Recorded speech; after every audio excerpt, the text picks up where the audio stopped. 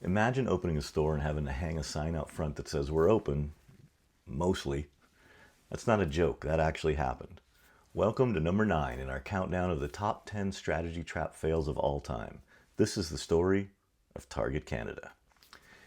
In 2013, Target expanded into Canada, and Canadians, many of whom had been crossing the border just to shop at Target, were thrilled. Surveys showed 52% of Canadians were genuinely excited about the launch. Target's brand was strong, and so the vision made sense, and the quick expansion was fueled by the acquisition of 189 Zellers leases. All they had to do was renovate, stock the shelves, and open the doors. Easy, right? But within months, the excitement collapsed. Shelves were half empty.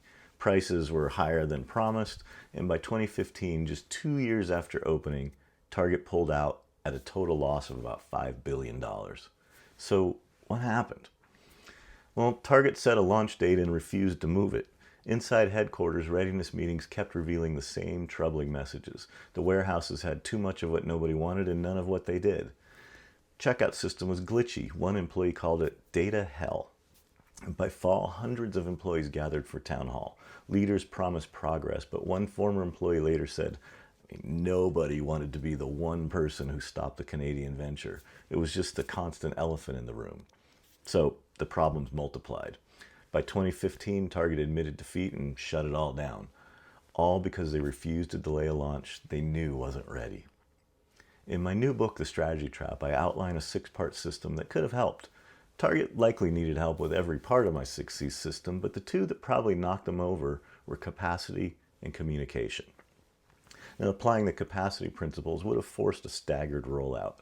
Instead of a big bang launch, the framework would have dictated opening maybe 10 test stores first. This would have allowed the supply chain to iterate and stabilize before taking on the weight of more than 100 locations.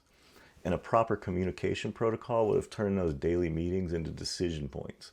Instead of ignoring the bad news, leadership would have used that data to trigger a stop on the launch until data hell was resolved.